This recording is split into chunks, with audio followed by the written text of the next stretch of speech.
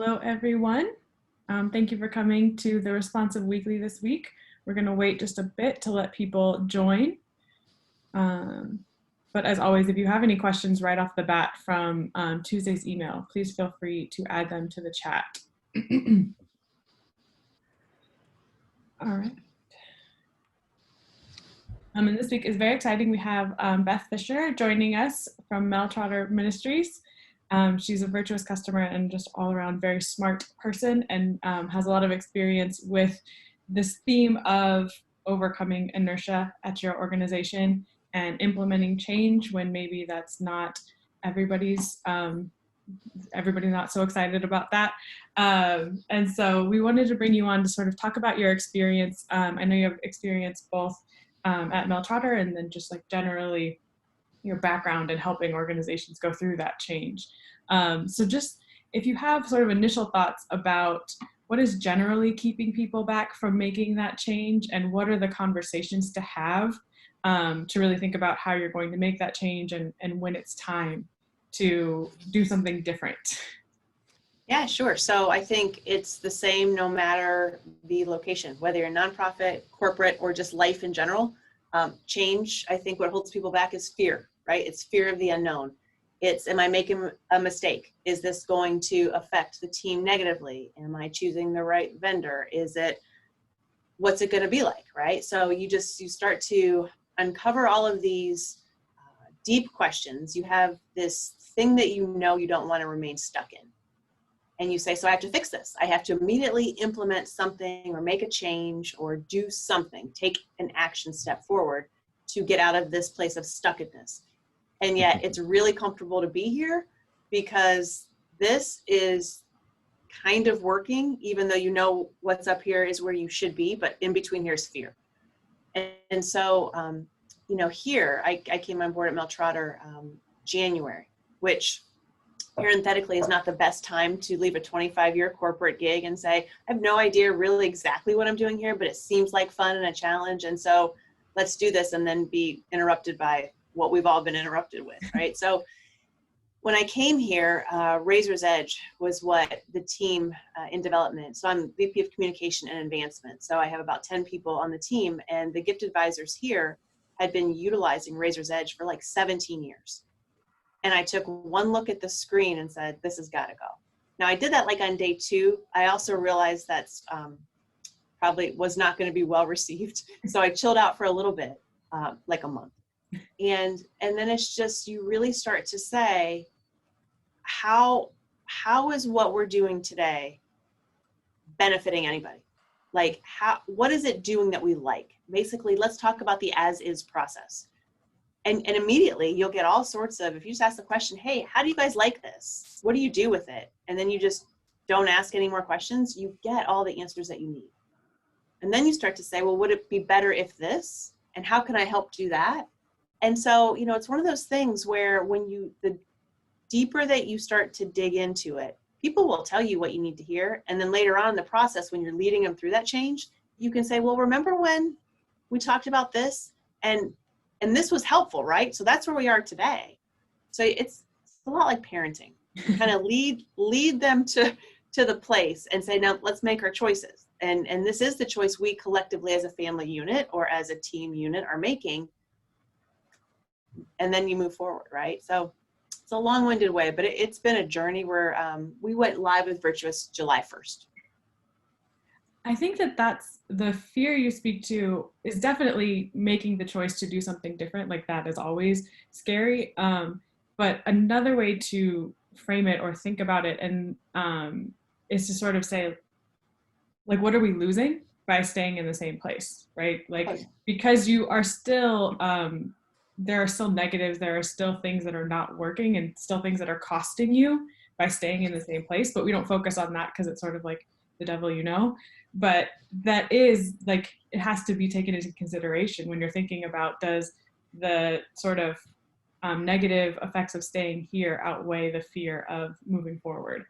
Absolutely. That I could not agree more. And we did do that as well. It's kind of like, these things are exciting. They can see the new shiny object. So some of the team members, and I'm sure, folks out there have the same sort of dynamic on teams, right? Some people are all about change and they're the adventurers. I mean, I had them all take an Enneagram. I'm like, okay, what are we working with here? And some people are like, no, if I park in the same spot every day, like I need to park in that spot. They circle the building until the spot like opens up. And you go, this is not how to deal with, life. This is not what we are about. So you just know, how everybody's going to react to that. But to your point, McKenna, it's like, exactly, you have to say, what are we losing if we keep doing it? And if I hear the same thing over and over, if I heard one more time, well, we've always done it this way, I just say, exactly, like exactly the point. Because if we've always done it this way, we're not going to raise more money. If we've always done it this way, we're not going to be able to feed the hungry and shelter the homeless. If we've always done it this way, with all of these increasing needs, how are we going to meet those needs? Mm-hmm. If this is status quo, can't work. It can't. We have to go this direction. It might be scary. It'll be bumpy. But when you're on the other side of it, look at the rewards. And so you can't stay. There's too many negatives. And we've seen, I mean, just this year, you spoke to it a little bit. None of the context of last year is the same. Like people are in different financial situations. They're in different, different causes mean more to them now. So this is a great year to have those conversations because you're sort of forced to. Yeah, we needed so much more visibility because we didn't have the donor experience. It was like a lot of tribal knowledge, which is a killer in any organization.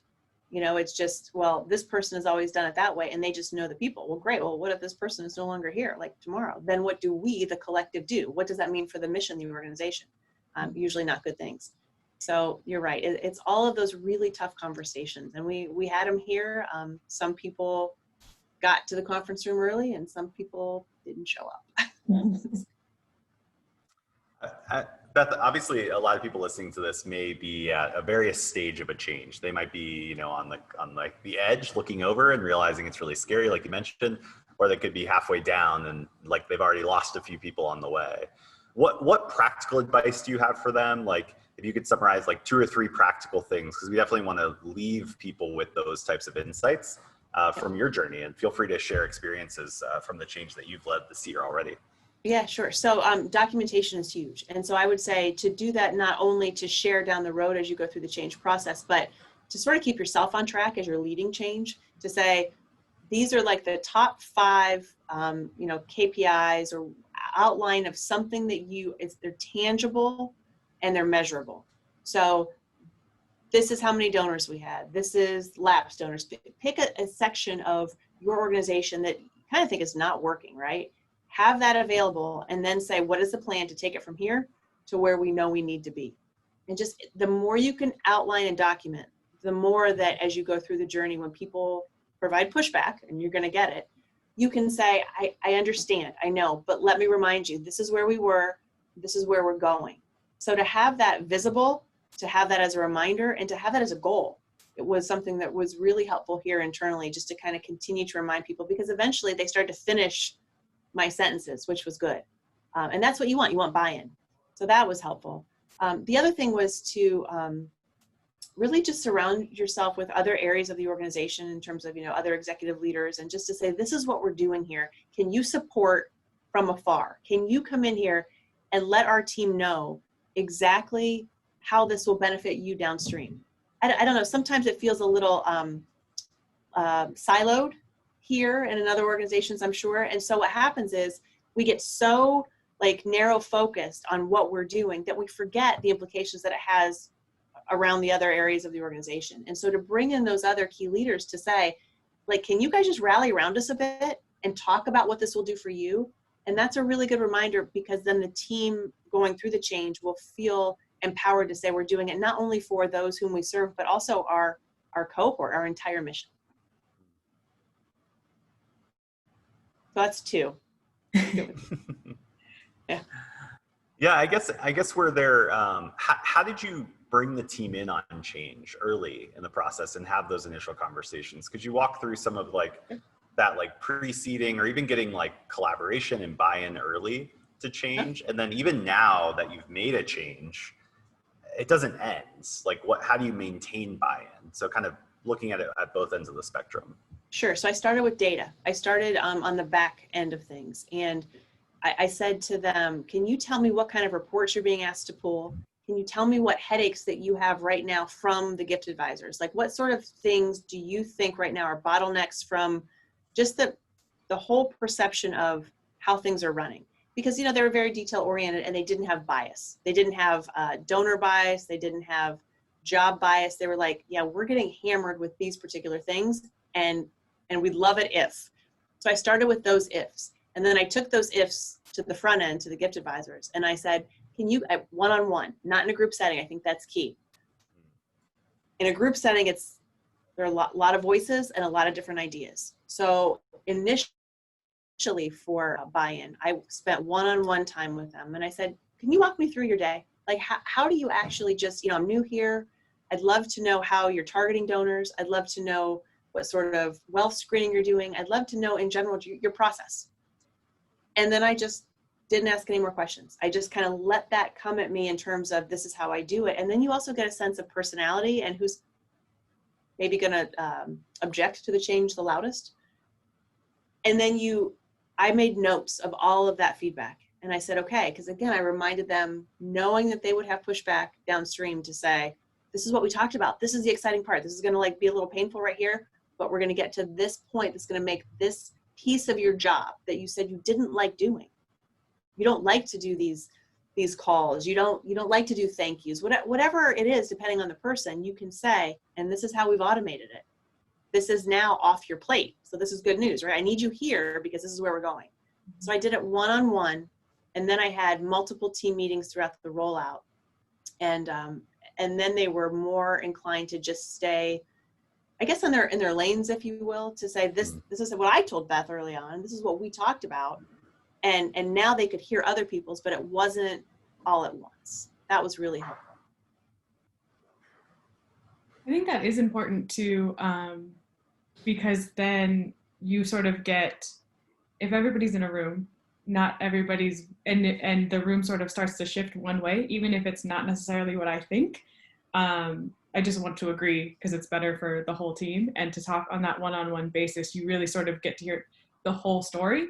And that's really important to make any decision and to make the best choice, because inevitably something's going to be annoying to all of us during our day. But if you have listened to each individual voice and made like the collective best decision, that's really helpful to say everybody's day is going to get, 90% better. And we're all just going to take the 10% and, do the best we can. Yeah. So I think that's really helpful. Yeah. If you get early buy-in, because what I found here is that one-on-one, there was a lot more positivity and excitement about change. Yes, I can't wait for this. This sounds amazing. This is great. In a group, and not in this instance, but typically if we have hard conversations around the table and it's something that somebody's uncomfortable with, then it becomes everybody has a negative response. But one-on-one, they're very positive. They were excited about it. So then it's kind of like they do the internal selling for you, if you will. They're like, hey, this is what we talked about, and they start to share. It's groundswell. To maintain, Noah, you asked me about how do we maintain that buy-in going forward. And it's just a lot of regular conversations. We have meetings every other week, and it's regular conversations that I will hear them having out there amongst themselves where they will say, wow, this is really awesome. Did you guys do your tasks? They have boards out there and they have like their tasks and how many they have left. And it becomes a competition. It's like, hey, I only have 10 left. I'm kind of whipping through these tasks. These are pretty great. My donors, I'm getting responses. Look at our numbers. We've got our numbers out there in the board. So to maintain the excitement level has not been hard, really.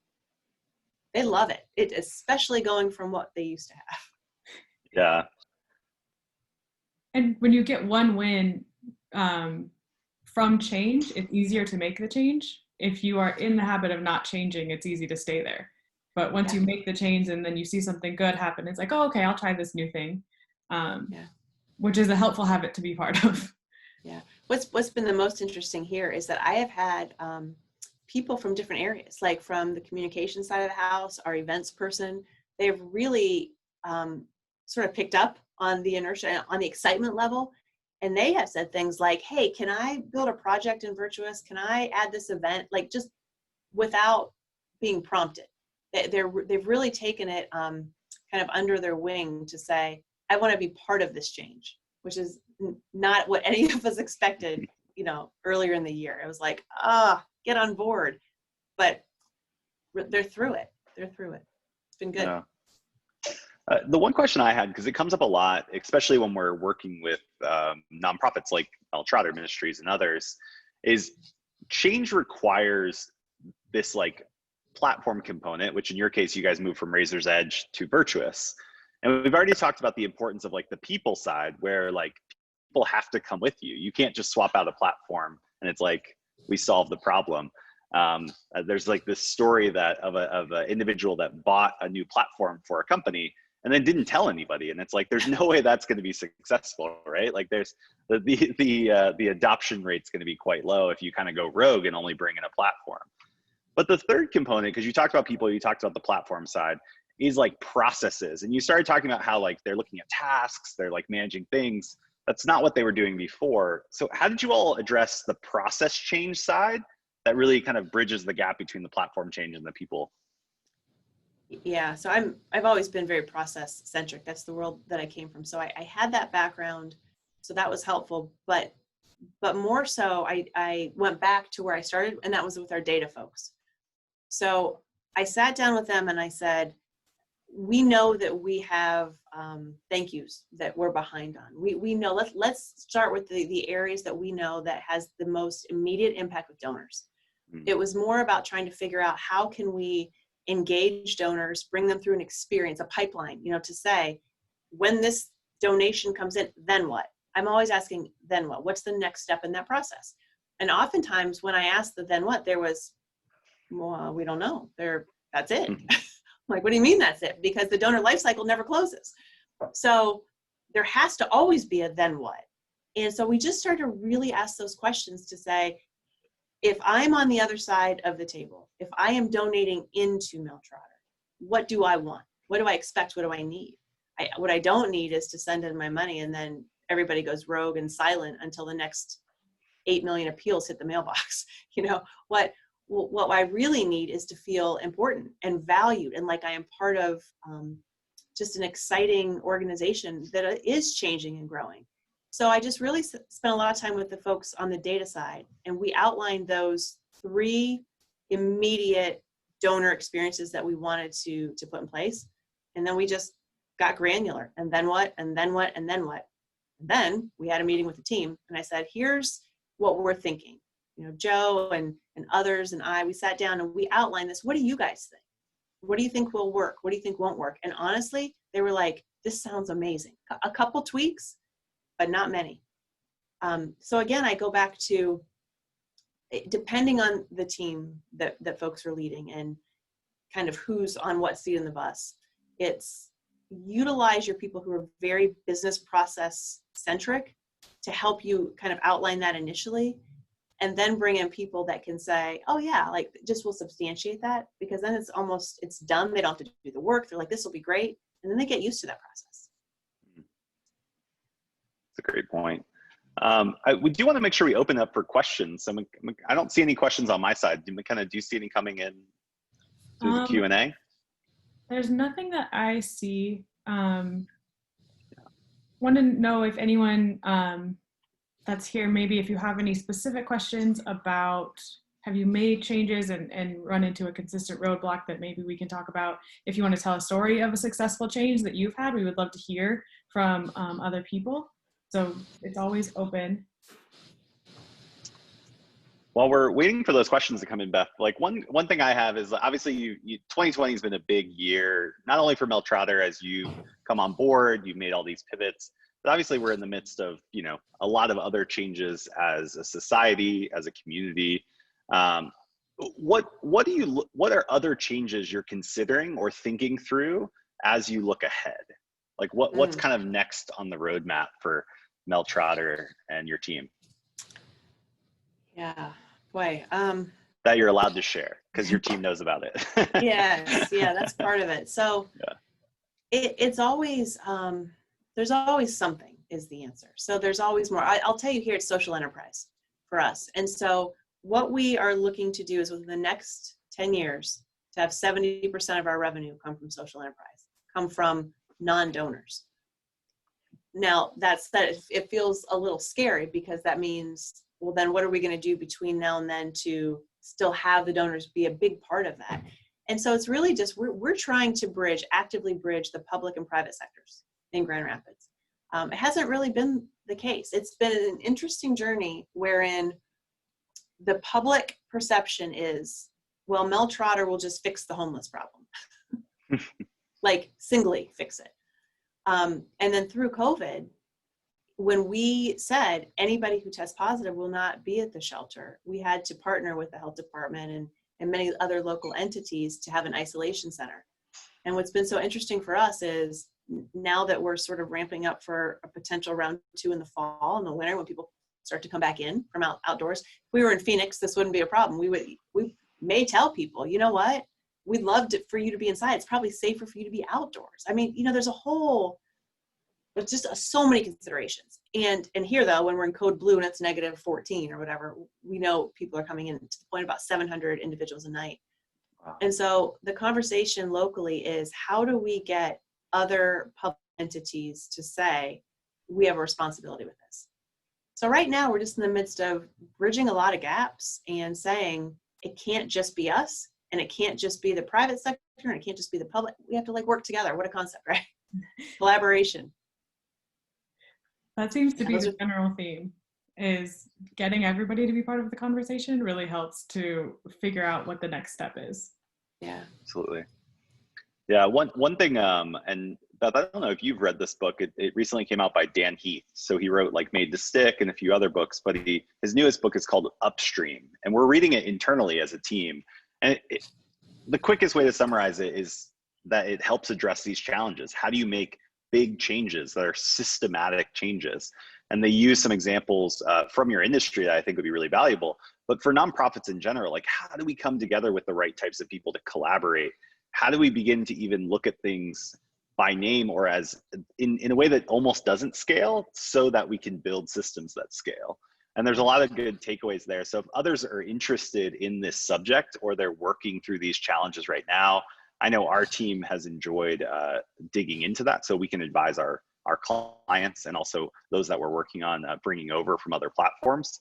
It's a great resource. The other thing I was going to just plug, because we have 2 minutes and we have 7 or 8 people's attention, is that we are having a big summit next month on October 20th and 21st. We can drop in the sign-up form, and change is going to be a big part of the discussion there. So if this is kind of an area that you're thinking through or considering, a big part of our summit lineup over the course of 2 days is going to focus probably a third of the content on how do you manage change. I think one thing that is certain is that we're living in a world that is changing. And so how do we navigate that as leaders? How do we build resilience? And that's going to be a big topic there. So I'll drop the link in the comments, but I'll kick it back to you, McKenna, to wrap up if there's other things that we need to dig into.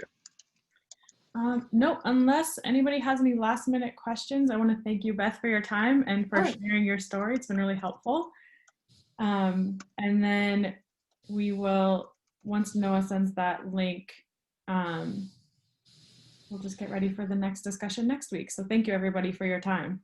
Thanks for having me, you guys. Good to see you. Good to see Beth, you. it's always a pleasure. Really grateful for your time, and thank you to you all and your team for being an exemplary example of how to move and do it well. So we're grateful for that. Yep. Thank you, guys. Okay, we'll talk to you soon. Thanks, Beth.